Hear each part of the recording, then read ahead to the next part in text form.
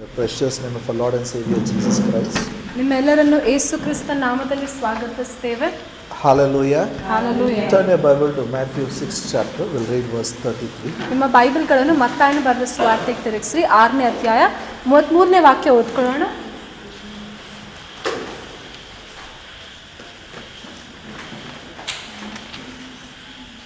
ಮತ್ತಾಯ 6:33. But seek ye first the kingdom of God and his righteousness, and all these things shall be added unto you. ಆದರೆ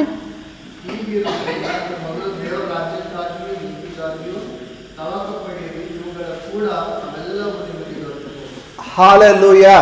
Hallelujah. Very powerful statement, very familiar statement. ಬಹಳ ಬಲವಾಗಿರುವಂಥದ್ದು ಮತ್ತು ನಮ್ಗೆ ಎಲ್ರಿಗೂ ಗೊತ್ತಿರುವಂಥ ಹೇಳಿಕೆ ಆಗಿದೆ.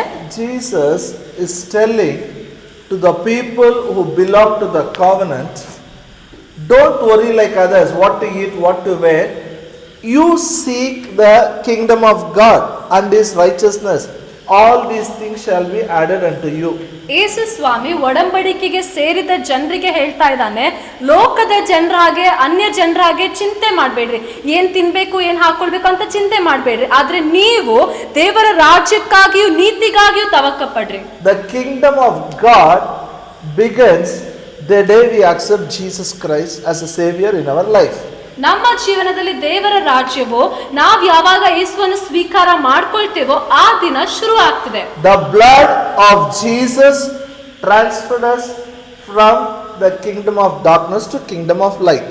ಯೇಸುವಿನ ರಕ್ತ ನಮ್ಮನ್ನು ಕತ್ತಲೆಯ ರಾಜ್ಯದಿಂದ ಬೆಳಕಿನ ರಾಜ್ಯಕ್ಕೆ ವರ್ಗಾವಣೆ ಮಾಡಿದೆ, ನಮ್ಮನ್ನು ತಂದು ಬಿಟ್ಟಿದೆ. In spirit we are transferred. ಆತ್ಮದಲ್ಲಿ ನಾವು ಕತ್ತಲೆಯ ರಾಜ್ಯದಿಂದ ಇವಾಗ ಬೆಳಕಿನ ರಾಜ್ಯಕ್ಕೆ ಬಂದಿದ್ದೇವೆ. But our mind should change. ಆದ್ರೆ ನಮ್ಮ ಮನಸ್ಸು ದಿನೇ ದಿನೇ ಬದಲಾಗಬೇಕು. Hallelujah. So I talked about kingdom mentality. ಅದಕ್ಕಾಗಿಯೇ ನಾನು ರಾಜ್ಯದ ತರ ಯೋಚನೆ ಮಾಡುವಂತ ರಾಜ್ಯದ ತರ ಮನಸ್ಸಿಟ್ಕೊಳ್ಳೋದ್ರ ಬಗ್ಗೆ ಕಲಿಸ್ಕೊಟ್ಟೆ. Jesus taught in the Lord's Prayer, pray, let thy will be done in earth as it is in heaven. ಯೇಸು ಸ್ವಾಮಿ ಪರಲೋಕದ ಪ್ರಾರ್ಥನೆಯಲ್ಲಿ ಕಲಿಸ್ಕೊಟ್ರು ಏನಂದ್ರೆ, ಹೀಗೆ ಪ್ರಾರ್ಥಿಸ್ರಿ, ದೇವರೇ ನಿನ್ನ ಚಿತ್ತ ಹೇಗೆ ಪರಲೋಕದಲ್ಲಿ ನೆರವೇರ್ತದೋ ಭೂಮಿಯಲ್ಲಿಯೂ ನೆರವೇರಬೇಕು. So God has only one will. ದೇವರಿಗೆ ಒಂದೇ ಚಿತ್ತ ಇದೆ. Amen. Say God has only one will. ದೇವರಿಗೆ ಒಂದೇ ಚಿತ್ತ ಇದೆ. He is not having separate will for heaven, separate will for earth. ಭೂಮಿಗೆ ಬೇರೆ ಚಿತ್ತ, ಪರಲೋಕಕ್ಕೆ ಬೇರೆ ಚಿತ್ತ ಅಂತ ಇಲ್ಲ. Only one will. ಒಂದೇ ಚಿತ್ತ ಎರಡು ಕಡೆ. And his will should be done. ಮತ್ತು ಆತನ ಚಿತ್ತ ನೆರವೇರಬೇಕು, Because ಆಗಬೇಕು. Jesus Christ is not only our savior, he is our Lord. ಯಾಕೆಂದ್ರೆ ಯೇಸು ಕ್ರಿಸ್ತನು ನಮ್ಮ ರಕ್ಷಕನು ಮಾತ್ರ ಅಲ್ಲ, ಆತ ನಮ್ಮ ಕರ್ತನಾಗಿದ್ದಾನೆ, ಒಡೆಯನಾಗಿದ್ದಾನೆ. That is what we confessed with our mouth when we accepted him. ಅದಕ್ಕಾಗಿಯೇ ನಾವು ರಕ್ಷಣೆ ಪ್ರಾರ್ಥನೆ ಮಾಡಿದಾಗ, ಯೇಸುವನ್ನು ಸ್ವೀಕಾರ ಮಾಡಿಕೊಂಡಾಗ ನಮ್ಮ ಬಾಯಿಂದ ಅದೇ ಅರಿಕೆ ಮಾಡಿದ್ವಿ. So I told so many things about kingdom mentality. ನಾನು ದೇವರ ರಾಜ್ಯದ ತರ ಮನಸ್ಸಿಟ್ಕೊಳ್ಳೋದ್ರ ಬಗ್ಗೆ ಎಷ್ಟೊಂದು ಕಲಿಸಿದ್ದೇನೆ. So another 1 month, maybe another 2-3 weeks I'll teach on this. ಇನ್ನು 2-3 ವಾರಗಳವರೆಗೆ ನಾನು ಕಲಿಸ್ಕೊಡ್ತೇನೆ. How to release the kingdom blessings now. That is very important. Now we should release it. ಈಗಲೇ ದೇವರ ರಾಜ್ಯದ ಆಶೀರ್ವಾದಗಳನ್ನು ಹೇಗೆ ಬಿಡುಗಡೆ ಮಾಡಬೇಕು ಅಂತ ಕಲಿಸ್ಕೊಡ್ತೇನೆ. What stops us releasing?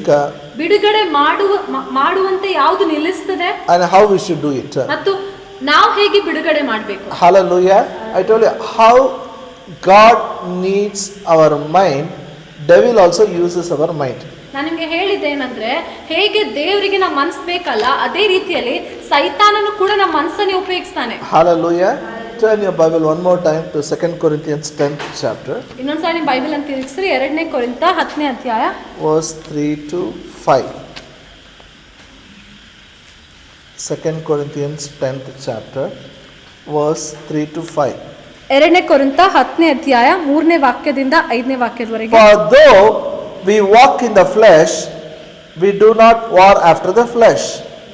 For the weapons of our warfare are not carnal, but mighty through God to the pulling down of strongholds, casting down imagination, every high thing that exalteth itself against the knowledge of God, bringing into captivity every thought to the obedience of Christ.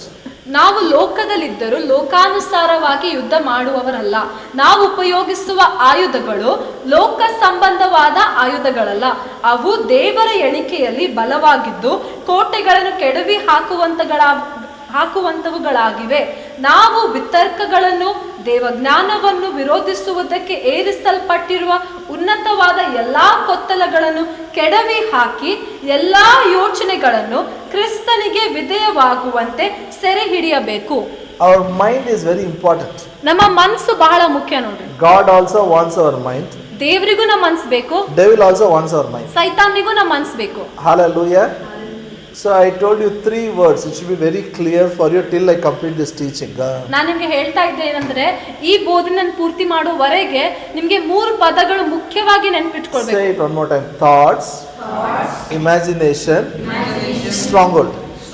ನಾನಿಂದ ಹೇಳ್ರಿ, ಯೋಚನೆಗಳು, ಊಹೆಗಳು, ಬಲವಾದ ಹಿಡಿತಗಳು. Very important. These 3 things we should be very clear. Only then we can release the blessings. ಈ 3 ವಿಷಯಗಳನ್ನು ಬಹಳ ಸ್ಪಷ್ಟವಾಗಿ ಚೆನ್ನಾಗಿ ಅರ್ಥ ಮಾಡ್ಕೊಳ್ಬೇಕು. ಆವಾಗ ಮಾತ್ರ ಆಶೀರ್ವಾದಗಳನ್ನು ಬಿಡುಗಡೆ ಮಾಡಬಹುದು. See, per day 10,000 thoughts come to our mind, it seems. ಅಲ್ಲಿ ಹೇಳಲ್ಪಟ್ಟಿದೆ ಏನಂದ್ರೆ ಒಂದ್ ದಿನಕ್ಕೆ ನಮ್ಮ ಮನಸ್ಸಿನಲ್ಲಿ 10,000 ಯೋಚನೆಗಳು ಬರ್ತಾ ಹೋಗ್ತವೆ. Can you imagine such a small brain, what work it does? ಯೋಚನೆ ಮಾಡ್ಕೊಳ್ಬೋದಾ? ಇಷ್ಟೇ ಚಿಕ್ಕದು ಮೆದುಳು ಆದ್ರೆ ಎಷ್ಟು ಕೆಲಸ ಮಾಡ್ತದೆ. But every thought will not settle in your mind. ಯೋಚನೆಗಳು ಬಂದಾಗ ಪ್ರತಿಯೊಂದೊಂದು ಯೋಚನೆ ನಿಮ್ಮ ಮನಸ್ಸಿನೊಳಗೆ ಸೇರಿ ಬಿಡಲ್ಲ. It will not settle. ಅದು ಮನಸ್ಸಿನೊಳಗೆ ಸೇರಿ It ಬಿಡಲ್ಲ. will come, it will go. ಅದು ಬರ್ತದೆ, ಹಾಗೆ ಹೋಗ್ತದೆ. People will talk around you. ನಿಮ್ ಸುತ್ತಮುತ್ತಲ ಜನರು ಮಾತಾಡ್ತಾರೆ. Through television news you will hear. TV ಮೂಲಕ ನ್ಯೂಸ್ ಕೇಳ್ತೀರಾ. Through WhatsApp. Somehow it will come. Thoughts will come. WhatsApp ಮೂಲಕವಾಗ್ಲಿ ಹೇಗೋ ಎಲ್ಲಿಂದೋ ಯೋಚನೆಗಳು ಬರ್ತಾ ಇರ್ತವೆ. When it comes, when you say with your mouth, then the thought becomes yours. ಯೋಚನೆಗಳು ಬಂದಾಗ ನೀವು ನಿಮ್ ಸ್ವಂತ ಬಾಯಿ ತೆರೆದು ಹೇಳಿದ್ರೆ ಅದು ಬಲವಾದ ಹಿಡಿತ ಆಗ್ತದೆ. I gave illustration. No? See, birds will fly in the air. That is okay. It has to fly. ನಾನು ಈ ಉದಾಹರಣೆ ಎಷ್ಟೊಂದ್ಸಲ ಕೊಟ್ಟಿದ್ದೇನೆ ಏನಂದ್ರೆ ಆಕಾಶದಲ್ಲಿ ಪಕ್ಷಿಗಳು ಹಾರಾಡ್ತಾ ಇರ್ತವೆ. You can't stop that. ಅವು ಹಾರಾಡುವುದಕ್ಕೆ ನಾವು ನಿಲ್ಸಕ್ಕಾಗಲ್ಲ. But you can stop birds building nest on your head. ಆದ್ರೆ ಹಾರಾಡುವಂತ ಪಕ್ಷಿಗಳು ಬಂದು ನಿಮ್ ತಲೆ ಮೇಲೆ ಗೂಡು ಕಟ್ಟುವುದನ್ನ ನಿಲ್ಲಿಸಬಹುದು. So any thought, any bad thought when it comes, when you say with your mouth, it is like putting one twig or one stick on the head, building the nest. ಯಾವುದೇ ಯೋಚನೆ ಬಂದಾಗ ಆ ಯೋಚನೆಯ ಕುರಿತು ನೀವು ಒಂದ್ ಬಾಯಿಂದ ಒಂದ್ ಮಾತು ಹೇಳಿದ್ರೆ ಒಂದ್ ಕಡ್ಡಿ ತಗೊಂಡು ತಲೆ ಮೇಲೆ ಗೂಡು ಕಟ್ಟುವುದಕ್ಕಾಗಿ ಇಟ್ಟಿದ ಹಾಗೆ. That's why Jesus says, do not worry by saying what you should eat, what you should drink, what you should wear. ಅದಕ್ಕಾಗಿ ಯೇಸುಸ್ವಾಮಿ ಹೇಳಿದ್ರು, ಏನ್ ತಿನ್ಬೇಕು, ಏನ್ ಕುಡಿಬೇಕು, ಏನ್ ಹಾಕೊಳ್ಬೇಕು ಅಂತ ಹೇಳುತ್ತಾ ಚಿಂತೆ ಮಾಡ್ಬೇಡ್ರಿ. Hello? How do you start your day? ನಿಮ್ ದಿನ ಹೆಂಗ್ ಶುರು ಮಾಡ್ತೀರಾ? What to cook? ಏನ್ ಅಡ್ಗೆ ಮಾಡ್ಬೇಕು ಇವತ್ತು? Cooking needs very less time. ಅಡ್ಗೆ ಮಾಡಕ್ಕೆ ಸಮಯ ಸ್ವಲ್ಪ ಬೇಕು. But talking about what to cook will take lot of time. ಆದ್ರೆ ಏನ್ ಅಡ್ಗೆ ಮಾಡ್ಬೇಕು ಅಂತ ಮಾತಾಡೋದ್ರಾಗೆ ಎಷ್ಟೊಂದು ಸಮಯ ಹೋಗ್ತದೆ. And you say it. ಮತ್ತೆ ನೀವು ಹೇಳ್ತೀರಾ ಬಾಯಿ. Happily say it. ಖುಷಿಯಿಂದ ಹೇಳ್ತೀರಾ. And don't worry. ಅಯ್ಯೋ ಏನು ಮಾಡಬೇಕು. Don't worry. ಆದ್ರೆ ಚಿಂತೆ ಮಾಡ್ಬೇಡಿ. ಏನ್ ಮಾಡ್ಬೇಕು ಅಂತ ಚಿಂತೆ ಮಾಡ್ಬೇಡಿ. Devil knows once you worry, early morning, this is a door for me. If I bring this worry, every day she will worry. Every day he will worry. ಸೈತಾನಿಗೆ ಗೊತ್ತು, ಒಂದ್ಸಲ ನೀವು ಚಿಂತೆ ಮಾಡೋದು ಶುರು ಮಾಡಿದ್ರೆ ಆತನಿಗೆ ಗೊತ್ತು, ದಿನಾಲು ಮುಂಜಾನೆ ಈ ಒಂದು ಬಾಗಿಲು ನನಗಾಗಿ ಸಿದ್ಧವಾಗಿದೆ. We should not tell with our mouth. ನಮ್ ಬಾಯಿ ತೆರೆದು ನಾವು ಹೇಳ್ಬಾರ್ದು. The moment you tell your mouth, that worry stays. ಯಾವ ಕ್ಷಣ ಬಾಯಿ ತೆರೆದು ಹೇಳ್ತಿರೋ ಆ ಚಿಂತೆ ಅಲ್ಲಿ ಒಳಗೆ ಹೋಗಿ ಸೇರ್ಬಿಡ್ತದೆ. Then you imagine. ಆಮೇಲೆ ಅದ್ರ ಬಗ್ಗೆ ಊಹೆ ಮಾಡ್ತೀರಾ. About that worry only you will imagine. ಆ ಚಿಂತೆ ಯೋಚನೆ ಬಗ್ಗೆನೇ ಊಹೆ ಮಾಡ್ತೀರಾ. If I cook and keep, how they will react. ನಾನ್ ಇದು ಅಡಿಗೆ ಮಾಡಿಟ್ರೆ ಅವರೆಲ್ಲ ಹೆಂಗ್ ಪ್ರತಿಕ್ರಿಯೆ ಕೊಡ್ತಾರೋ. Whether face will smile, face will become shrink. ಮುಖದಲ್ಲಿ ನಗು ಬರ್ತದೋ ಅಥವಾ ಮುಖ ಸಪ್ಪಗಾಗ್ತದೋ. Worry, imagination. ಊಹೆ ಮಾಡ್ತೀರಾ. What you imagine, it will become yours. It will come. ನೀವೇನ್ ಊಹೆ ಮಾಡ್ತೀರೋ ಅದು ನಿಮ್ದಾಗ್ತದೆ, ಅದು ಹಾಗೆ ಆಗ್ತದೆ. Everything, fear, worry. I told you about inferiority complex. All these things, thoughts comes when you start saying it. it becomes yours. ನಾನು ಹೇಳ್ತಾ ಇದ್ದೆ ಭಯದ ಬಗ್ಗೆ ಮತ್ತು ಕೀಳು ಮನೋಭಾವನೆ ಬಗ್ಗೆ, ಇದೆಲ್ಲ ಯೋಚನೆಗಳು ಬರ್ತವೆ, ಆದ್ರೆ ಆ ಯೋಚನೆಗಳನ್ನ ಬಾಯಿಂದ ಹೇಳಿದ್ರೆ ಅದು ಹಾಗೆ ಆಗ್ತದೆ. Even bad habits. ಮತ್ತು ಕೆಟ್ಟ ಅಭ್ಯಾಸಗಳು, ಚಟಗಳು. Bad habits, we don't start it just like that. ನಾವು ಹಾಗೆ ನಾವು ಶುರು ಮಾಡಲ್ಲ. Devil always will observe our weakness, what we are interested, where we are inclined much. ಸೈತಾನನು ಯಾವಾಗಲೂ ನಮಗ್ ಬಹಳ ಗಮನಿಸ್ತಾನೆ, ಇವನ್ ಬಲಹೀನತೆ ಏನು, ಯಾವ ಕಡೆ ಆತನು ಬಹಳವಾಗಿ ಹೋಗ್ತಾ ಇದ್ದಾನೆ, ಯಾವ ಕಡೆ ಆಕರ್ಷಕನಾಗ್ತಾ ಇದ್ದಾನೆ. He knows our past. ಸೈತಾನನಿಗೆ ನಮ್ಮ ಹಿನ್ನೆಲೆ ಗೊತ್ತು, ನಾವು ಏನೆಲ್ಲ ಹಿಂದೆ ಮಾಡಿದೀವಿ ಅಂತ ಗೊತ್ತು. He doesn't know our future. ನಮ್ಮ ಭವಿಷ್ಯ ಗೊತ್ತಿಲ್ಲ. He knows our weakness. ಆದ್ರೆ ನಮ್ಮ ಎಲ್ಲಾ ಬಲಹೀನತೆಗಳು ಗೊತ್ತು. So again and again he will give opportunities. ಮತ್ತೆ ಮತ್ತೆ ಆ ಬಲಹೀನತೆಗಳಿಗೆ ಅವಕಾಶಗಳನ್ನು ಕೊಡ್ತಾನೆ. I told you maybe some bad habits, how the children start it. They for the sake of fun they start. ಮತ್ತು ನಾನು ಹೇಳ್ತಾ ಇದ್ದೆ ಹೇಗೆ ಮಕ್ಕಳು ಕೆಟ್ಟ ಅಭ್ಯಾಸಗಳಲ್ಲಿ ಬೀಳ್ತಾರೆ, ಅವ್ರು ಸುಮ್ಮನೆ ಮಜಾಕ್ಕಾಗಿ ಹೋದಾಗ ಬೀಳ್ತಾರೆ. For the sake of fun they start. ಸುಮ್ಮನೆ ಮಜಾಕ್ಕಾಗಿ ಮಾಡಿದಾಗ and again opportunity comes. ಮತ್ತೆ ಮತ್ತೆ ಮಾಡುವಂತೆ ಅವಕಾಶಗಳು ಬರ್ತವೆ. Then that has become a stronghold. ಆಮೇಲೆ ಆ ವ್ಯಕ್ತಿಯೊಳಗೆ ಬಲವಾದ ಹಿಡಿತ ಆಗ್ತದೆ. They are unable to get out of it. ಇವಾಗ ಅದರೊಳಗಿಂದ ಹೊರಗೆ ಬರಕ್ಕೆ ಆಗ್ತಾ ಇಲ್ಲ. See, when I say bad habits, I told about alcohol, smoking, these are all visible. ನಾನು ಹೇಳ್ತಾ ಇದ್ದೆ ಕೆಟ್ಟ ಅಭ್ಯಾಸಗಳು ಅಂದ್ರೆ ಕುಡಿಯುವಂತದ್ದು, ಸೇದುವಂತದ್ದು, ಇದೆಲ್ಲ ಕಣ್ಣಿಗೆ ಕಾಣುವಂತ ಅಭ್ಯಾಸಗಳು. But invisible strongholds are more strong in us. ಆದ್ರೆ ನಮ್ಮೊಳಗೆ ಕಣ್ಣಿಗೆ ಕಾಣದಂತ ಬಲವಾದ ಹಿಡಿತಗಳು ಎಷ್ಟೋ ಬಲವಾಗಿವೆ. I am going to take in detail, okay? ನಾನು ಅದನ್ನು ಬಹಳ ಆಳವಾಗಿ ತಗೊಳ್ತೇನೆ. Like inferiority complex. ಉದಾಹರಣೆಗೆ ನಾವು ಇನ್ನೊಬ್ಬರನ್ನು ನೋಡಿ ನಾವು ಕೀಳು ಅನ್ಕೊಳ್ಳುವಂತದ್ದು. I am not so big, I am not so big, I am low, like that talking. ನಾನು ಅವರಷ್ಟೇನಿಲ್ಲ, ನಾನು ಅಷ್ಟೇನಿಲ್ಲ, ನಾನು ಅವ್ರಕ್ಕಿಂತ ಕಮ್ಮಿನೇ, ಹಾಗೆ ಯೋಚನೆ ಮಾಡುವಂತ. Thoughts will come.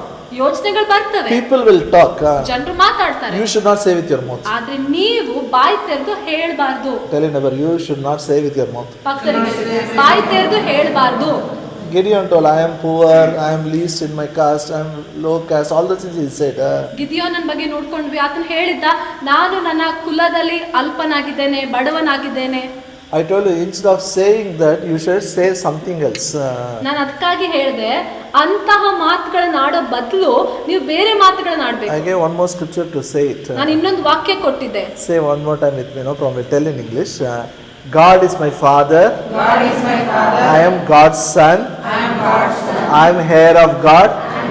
I am joint heir with Christ Jesus. I am joint heir with Christ Jesus. ಕನ್ನಡದಲ್ಲಿ ಹೇಳೋಣ, ದೇವರು ನನ್ನ ತಂದೆ ಆಗಿದ್ದಾನೆ, ದೇವರು ನನ್ನ ತಂದೆ ಆಗಿದ್ದಾನೆ, ನಾನು ದೇವರ ಮಗು ಆಗಿದ್ದೇನೆ, ನಾನು ದೇವರ ಮಗು ಆಗಿದ್ದೇನೆ, ನಾನು ದೇವರ ವಾರಸಾಗಿದ್ದೇನೆ, ನಾನು ದೇವರ ವಾರಸಾಗಿದ್ದೇನೆ, ಯೇಸುವಿನ ಜೊತೆ ಯೇಸುವಿನ ಜೊತೆ ವಾರಸಾಗಿದ್ದೇನೆ. ವಾರಸಾಗಿದ್ದೇನೆ. How many times we told, how many times we told, I am poor, I am middle class, I can't, I am low caste, all those things. 1,000 times more than that you have to say this.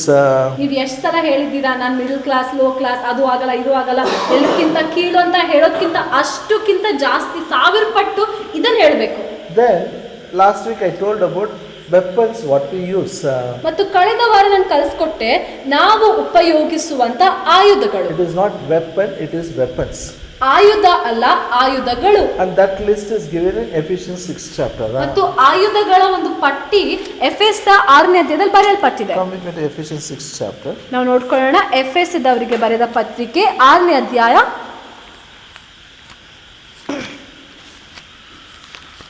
This is very important. ಇದು ಬಹಳ ಮುಖ್ಯ. In fact, I used to teach so much on this subject before. ಇದರ ಬಗ್ಗೆ ನಾನು ಬಹಳವಾಗಿ ಕಲಿಸ್ಕೊಡ್ತಾ ಇದ್ದೆ. Verse 13. 13ನೇ ವಾಕ್ಯದಿಂದ ನೋಡ್ಕೊಳ್ಳೋಣ. ಆದುದರಿಂದ ಕಠಿಣ ಯುದ್ಧವು ನಡೆಯುವ ದಿವಸದಲ್ಲಿ ಆ ವೈರಿಗಳನ್ನು ಎದುರಿಸುವುದಕ್ಕೂ ಮಾಡಬೇಕಾದ One second. Verse 11. 11ನೇ ವಾಕ್ಯದಿಂದ ನೋಡ್ಕೊಳ್ಳೋಣ, ಕ್ಷಮಿಸಿ. ಸೈತಾನನ ತಂತ್ರೋಪಾಯಗಳನ್ನು ನೀವು ಎದುರಿಸಿ ನಿಲ್ಲುವುದಕ್ಕೆ ಶಕ್ತರಾಗುವಂತೆ ದೇವರು ದಯಪಾಲಿಸುವ ಸರ್ವಾಯುಧಗಳನ್ನು ಧರಿಸಿಕೊಳ್ಳಿರಿ. Hallelujah. Why we should wear the armor of God? ನಾವ್ ಯಾಕೆ ದೇವರ ಸರ್ವಾಯುಧಗಳನ್ನು ಹಾಕೊಳ್ಬೇಕು? Why? ಯಾಕೆ? What is written in the Bible? ಏನ್ ಬರೆಯಲ್ಪಟ್ಟಿದೆ ಬೈಬಲ್ ಅಲ್ಲಿ? Verse 11. 11ನೇ ವಾಕ್ಯದಲ್ಲಿ ಮೊದಲನೇ ಭಾಗದಲ್ಲಿ ಏನ್ ಬರೆಯಲ್ಪಟ್ಟಿದೆ?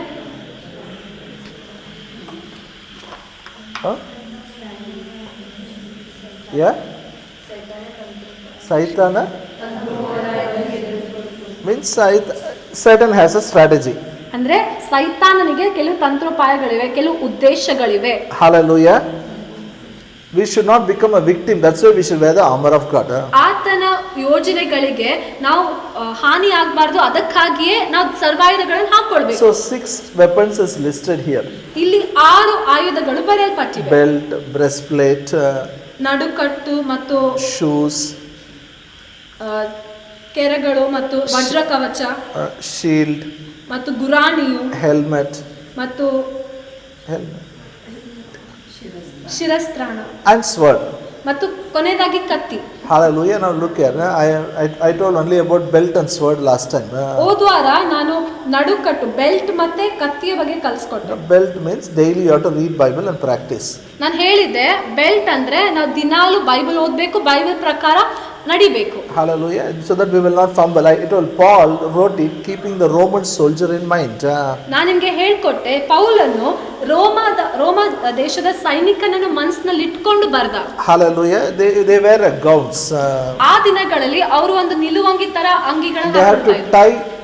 tie the gown. Only then they can run. They can fight the battle. ಉದ್ದವಾಗಿರುವಂತ ಅಂಗಿಗಳನ್ನು ಹಾಕೊಳ್ತಾ ಇದ್ರು. ಅಲ್ಲಿ ಬೆಲ್ಟ್ ಹಾಕೊಂಡ್ರೇನೆ ಅವ್ರು ಓಡಬಹುದು, ಇಲ್ಲಾಂದ್ರೆ ಆಗ್ತಿರ್ಲಿಲ್ಲ. So daily we should read Bible. ಅದಕ್ಕಾಗಿ ನಾವು ದಿನಾಲು ಬೈಬಲ್ ಓದಬೇಕು. We should practice Bible. ನಾವು ಬೈಬಲ್ ಅನ್ನು ಪ್ರತಿದಿನ ಅನುಸರಿಸಿ That is our belt. ಅದೇ ನಮ್ಮ ಬೆಲ್ಟ್ ಆಗಿದೆ. And sword of the Spirit is the word of God. ಮತ್ತು ಕೊನೆಯದಾಗಿ ದೇವರ ವಾಕ್ಯವೆಂಬ ಪವಿತ್ರಾತ್ಮನು ಕೊಡುವ ದೇವರ ವಾಕ್ಯವೆಂಬ ಕತ್ತಿ. Hallelujah. So word of God should be in our heart. It should be in our mind. And we should speak it. ಅದಕ್ಕಾಗಿಯೇ ದೇವರ ವಾಕ್ಯ ನಮ್ಮ ಮನಸ್ಸಲ್ಲಿರ್ಬೇಕು, ನಮ್ಮ ಹೃದಯದಲ್ಲಿ ಇರಬೇಕು, ನಮ್ಮ ಬಾಯಿಂದ ನಾವು ಹೇಳಬೇಕು. We should attack the devil. ಸೈತಾನನನ್ನು ಆಕ್ರಮಿಸಬೇಕು. We should identify our strongholds and attack the devil. ನಮ್ಮ ಬಲವಾದ ಹಿಡಿತಗಳನ್ನು ನಾವು ಗುರುತಿಸಿ ಸೈತಾನನನ್ನು ಆಕ್ರಮಿಸಬೇಕು. You know that wiles of the devil is written, no? That ಇಲ್ಲಿ we just now read it. ಕೆಡುಕನ ಅಗ್ನಿ ಬಾಣಗಳು ಅಂತ ಬರೆಯಲ್ಪಟ್ಟಿದೆ. Same thing. Verse 11. ತಂತ್ರೋಪಾಯಗಳು. Say in Kannada, all of you.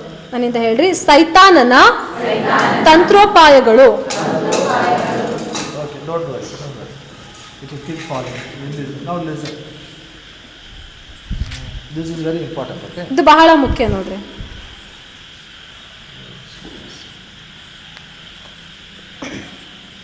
You know, in the military, they make strategies.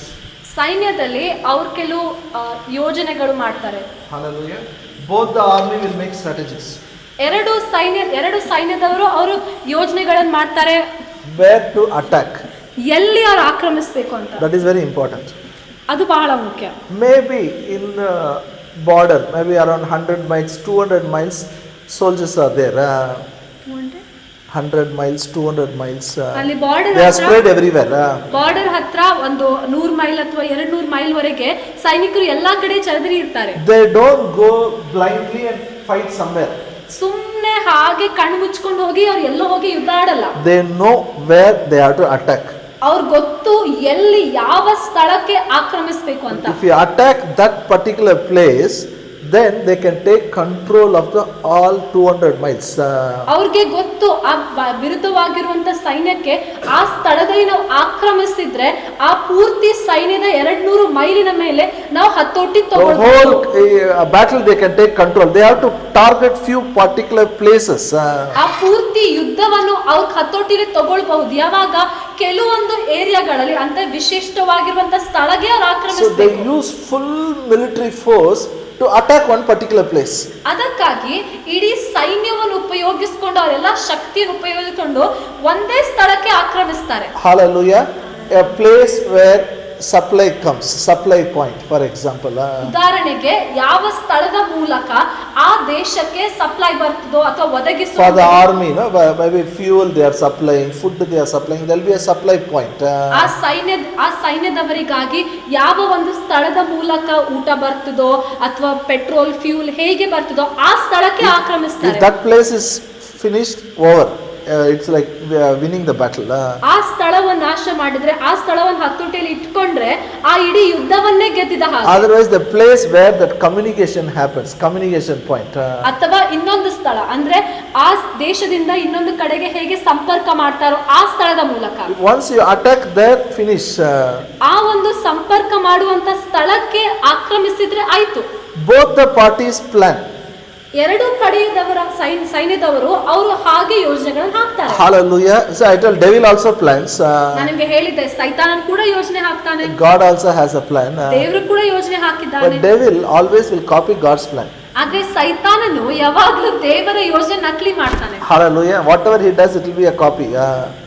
ಏನೆಲ್ಲ ಸೈತಾನನ್ ಮಾಡ್ತಾನೋ ಅದು ನಕಲಿ ಆಗಿರ್ತದೆ. And the pattern to identify what is that important place we have to attack. If you want to know it, we should read one scripture, one passage from Bible, Luke 4th chapter. ಮತ್ತು ನಾವು ಯಾವ ಸ್ಥಳಕ್ಕೆ ಆಕ್ರಮಿಸಬೇಕು ಅಂತ ಅರ್ಥ ಮಾಡ್ಕೊಳ್ಬೇಕಾದ್ರೆ Bible ಅಲ್ಲಿ ಒಂದು ಭಾಗ ಓದ್ಕೊಳ್ಬೇಕು. ಲೂಕ 4th chapter. 4ನೇ ಅಧ್ಯಾಯ.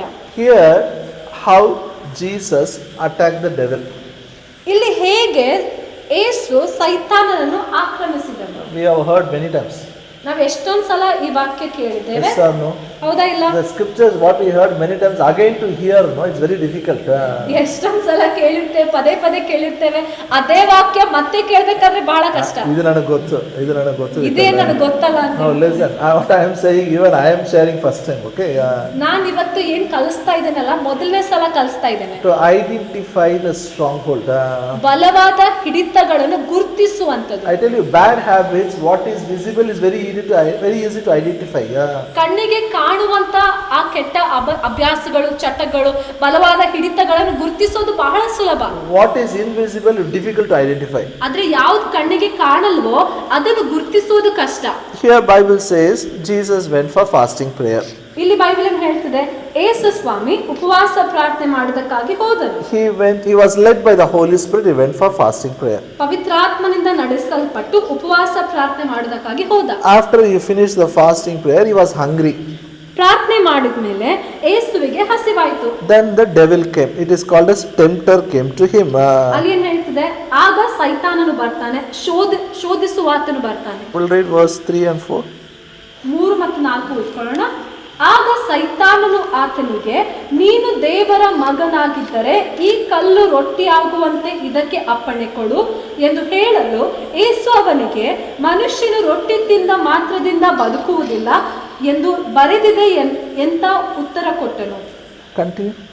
ಬಳಿಕ ಸೈತಾನನು ಆತನನ್ನು ಮೇಲಕ್ಕೆ ಕರೆದುಕೊಂಡು ಹೋಗಿ ಕ್ಷಣ ಮಾತ್ರದಲ್ಲಿ ಲೋಕದ ಎಲ್ಲಾ ರಾಜ್ಯಗಳನ್ನು ಆತನಿಗೆ ತೋರಿಸಿ, ಇವೆಲ್ಲವುಗಳ ಅಧಿಕಾರವನ್ನು, ಇವುಗಳ ವೈಭವವನ್ನು ನಿನಗೆ ಕೊಡುವೆನು. ಇದೆಲ್ಲ ನನಗೆ ಕೊಟ್ಟದ್ದೇ. ಇದನ್ನು ನನ್ನ ಮನಸ್ಸು ಬಂದವನಿಗೆ ಕೊಡುತ್ತೇನೆ. ನೀನು ನನ್ನ ಮುಂದೆ ಅಡ್ಡ ಬಿದ್ದರೆ ಇದೆಲ್ಲ ನಿನ್ನದಾಗುವುದು ಎಂದು ಆತನಿಗೆ ಹೇಳಿದನು. ಅದಕ್ಕೆ ಯೇಸು, ನೀನು ದೇವರಾಗಿರುವ ಕರ್ತನಿಗೆ ಅಡ್ಡ ಬಿದ್ದು ಆತನೊಬ್ಬನನ್ನೇ ಆರಾಧಿಸಬೇಕು ಎಂಬುದಾಗಿ ಬರೆದಿದೆ ಎಂದು ಉತ್ತರ ಕೊಟ್ಟನು. Listen to me. Listen. Before I take next one. Now, Jesus was hungry. ಇವಾಗ ಯೇಸು ಸ್ವಾಮಿಗೆ ಹಸಿವೆ ಆಯಿತು. The devil is saying, anyhow you are hungry. He didn't say, convert this stone to become a bread. He didn't tell that.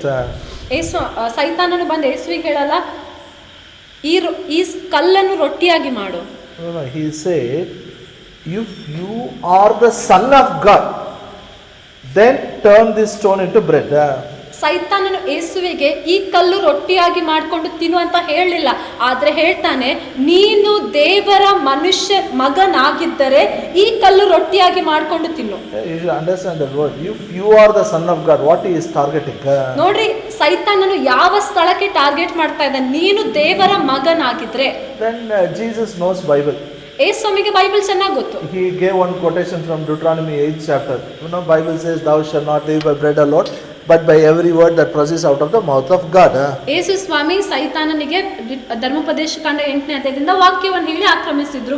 ಏನಂದ್ರೆ, ಮನುಷ್ಯನ ರೊಟ್ಟಿ ತಿಂದ ಮಾತ್ರ ಬದುಕುವುದಿಲ್ಲ, ದೇವರ ಬಾಯಿಂದ ಹೊರಡುವಂತ This ಮಾತಿನಿಂದಲೇ. is the way to use the sword.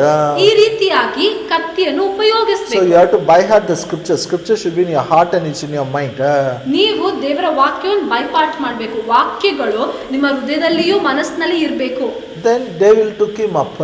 ಆಮೇಲೆ ಸೈತಾನನ್ನು ದೇವರ ಯೇಸುವನ್ನು ಉನ್ನತ ಸ್ಥಾನಕ್ಕೆ ಕರ್ಕೊಂಡು He ಹೋಗ್ತಾನೆ. says, all this power I'll give to you. Just fall down and worship. ಆತನು ಹೇಳ್ತಾನೆ ಯೇಸುವಿಗೆ, ಈ ಎಲ್ಲಾ ಅಧಿಕಾರವನ್ನು ನಿನಗೆ ಕೊಡ್ತೇನೆ, Again- ನೀನು ನನ್ನ ಮುಂದೆ ಅಡ್ಡ ಬಿದ್ದು ಆರಾಧಿಸಬೇಕು. Again, Jesus took the scripture from Deuteronomy and said, no, you are wrong. Thou shalt worship. Bible says, it is written, thou shalt worship the Lord thy God, and him only shall thou serve. ಮತ್ತು ಆಮೇಲೆ ಇನ್ನೊಂದ್ಸಲ ಯೇಸುಸ್ವಾಮಿ ಧರ್ಮೋಪದೇಶ ಕಾಂಡದಿಂದ ವಾಕ್ಯ ತಗೊಂಡು ಹೇಳ್ತಾರೆ, ದೇವರಾಗಿರುವ ಕರ್ತನಿಗೆ ಮಾತ್ರ ಅಡ್ಡ ಬಿದ್ದು ಆರಾಧಿಸಬೇಕು. That is okay for me. ಇದು ಪರವಾಗಿಲ್ಲ. Then, next verse is, devil took him to Jerusalem, set him on the pinnacle of the temple. ಆಮೇಲೆ 9ನೇ ವಾಕ್ಯದಲ್ಲಿ ಹೇಳ್ತಾನೆ, ಇದಲ್ಲದೆ ಅವನು ಆತನನ್ನು ಯೆರೂಸಲೇಮಿಗೆ ಕರೆದುಕೊಂಡು ಹೋಗಿ ದೇವಾಲಯದ ಶಿಖರದ ಮೇಲೆ ನಿಲ್ಲಿಸಿ. And now he is again saying, if thou be son of God, cast thyself down from hence. ನೀನು ದೇವರ ಮಗನಾಗಿದ್ದರೆ ಇಲ್ಲಿಂದ ಕೆಳಗೆ ಧುಮುಕು. Listen to catch this phrase. Now he is telling you, if you are son of God, jump. ಆತನು ಹೇಳ್ತಾ ಇದ್ದಾನೆ, ನೀನು ದೇವರ ಮಗನಾಗಿದ್ದರೆ ಇಲ್ಲಿಂದ ಜಿಗಿ. That is also okay. ಅದು ಕೂಡ ಪರವಾಗಿಲ್ಲ. Then devil is quoting verse to Jesus. ನೋಡ್ರಿ, ಮುಂದೆ ಸೈತಾನನು ಯೇಸುವಿಗೆ ವಾಕ್ಯವನ್ನು ಹೇಳ್ತಾ Verse ಇದ್ದಾನೆ. 10 and 11. 10-11 ನೋಡ್ರಿ. ನೋಡಬೇಡ, ಇಲ್ಲಿ ನೋಡು. How many of you know it by heart from Psalm 91? ಎಷ್ಟು ಜನರಿಗೆ ಈ ವಾಕ್ಯಗಳು ಕೀರ್ತನೆ 91ನೇ ಅಧ್ಯಾಯದಿಂದ ಬಾಯ್ಪಾಟಾಗಿ ಗೊತ್ತು? Hello? He is saying, it is written. ಸೈತಾನ ನೋಡಿ ಹೇಳ್ತಾ ಇದ್ದಾನೆ ಯೇಸುವಿಗೆ, ಬರೆಯಲ್ಪಟ್ಟಿದೆ. He shall give his angels to charge over you to keep you. ನಿನ್ನನ್ನು ಕಾಯುವುದಕ್ಕಾಗಿ ತನ್ನ ದೇವದೂತರನ್ನು ಅಪ್ಪಣೆ ಮಾಡುವುದಕ್ಕಾಗಿ ಕೊಡುವನು. And in their hands they shall bear you up. ಅವರ ಕೈಗಳಲ್ಲಿ ನಿನ್ನನ್ನು ಎತ್ತಿಕೊಳ್ಳುವ. Lest any of you shall dash your foot against a stone. ನಿನ್ನ ಕಾಲು ಕಲ್ಲಿಗೆ ತಗಲದಂತೆ. ಇದು ಎರಡು ವಾಕ್ಯ ಎಲ್ಲರಿಗೂ ಗೊತ್ತಾ ನಮಗ? ನಾವೆಲ್ಲರಿಗೆ 2 ವಾಕ್ಯ ಗೊತ್ತಾ? You see how devil memorize the verses. ನೋಡ್ರಿ ಹೇಗೆ ಸೈತಾನನು ವಾಕ್ಯವನ್ನು ಬಾಯ್ಪಾಟ್ ಮಾಡಿದಾನೆ. Because he knows if he has to confuse you, you are all good people. If devil comes and tells you to drink, smoke, you will say, get thee behind Satan. If he has to confuse you, if he has to have a hold on you, he will quote the scriptures. ಆತನಿಗೆ ಗೊತ್ತು ನೀವೆಲ್ಲ ಒಳ್ಳೆ ಜನರು, ನಿಮ್ಮನ್ನು ಗಲಿಬಿಲಿ ಮಾಡಿಸ್ಬೇಕು, ನಿಮ್ಮ ಮನಸ್ಸಿನಲ್ಲಿ ಗೊಂದಲ ಎಬ್ಬಿಸ್ಬೇಕು, ಆದ್ರೆ ವಾಕ್ಯವನ್ನು ತಗೊಂಡೇ ಮಾಡ್ಬೇಕು. ಆತನು ಬಂದು ಕುಡಿ ಅಥವಾ ಸೇದು ಅಂತ ಹೇಳಿದ್ರೆ ನೀವ್ ಹೇಳ್ತೀರಾ ಸೈತಾನನೇ ಹೋಗು ಅಂತ, ಆದ್ರೆ ವಾಕ್ಯವನ್ನು ಉಪಯೋಗಿಸಿ ಗೊಂದಲ ಎಬ್ಬಿಸ್ತಾನೆ. Jesus not only know the word, he knows the truth. How to interpret the word, he knows it.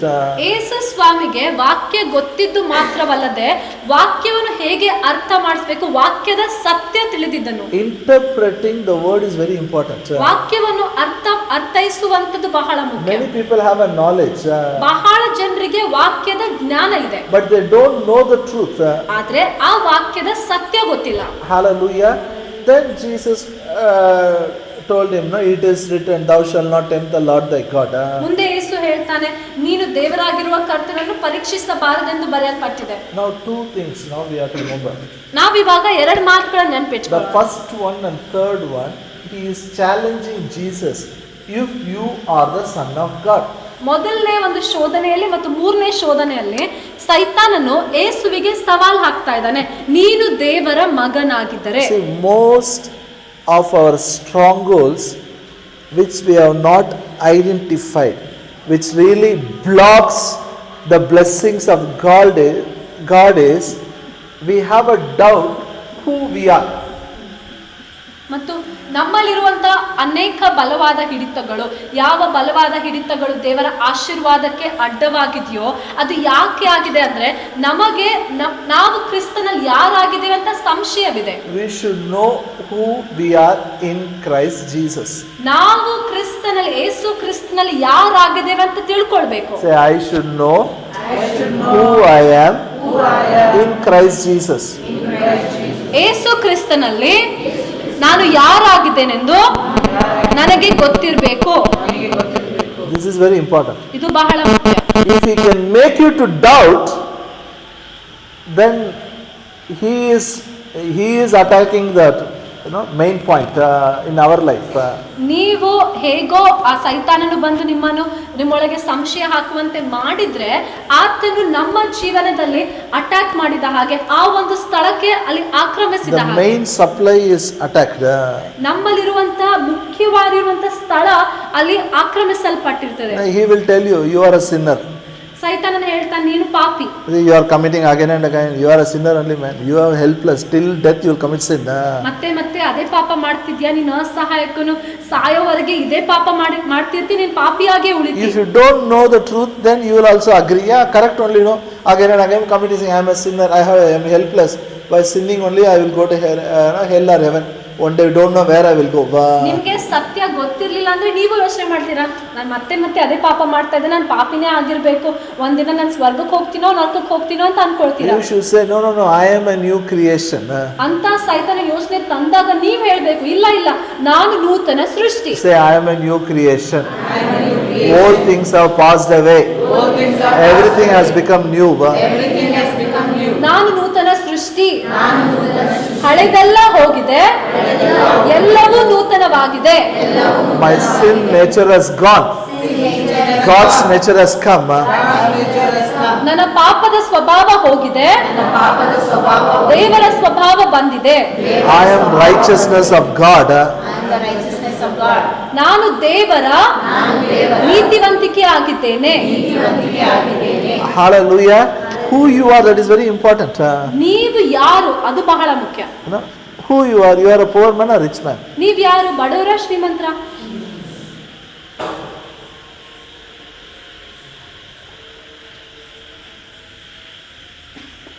What we talk, it is easy. When I ask, you are telling Srimutra, I agree. ನಾನು ಕೇಳದೇನೆ ಸರಿಯಾಗಿ ಶ್ರೀಮಂತರ ಅಂದ್ರೆ ಪರವಾಗಿಲ್ಲ, Tomorrow morning when that bill comes, what we talk? ನಾಳೆ ಮುಂಜಾನೆ ಆ ಒಂದು bill ಬಂದಾಗ ಏನ್ ಮಾಡ್ತೀರಾ? ಕಟ್ಟಬೇಕು ಅಂತ ಬಿಲ್ ಬಂದಾಗ Who you are, very important. ನೀವ್ ಯಾರು?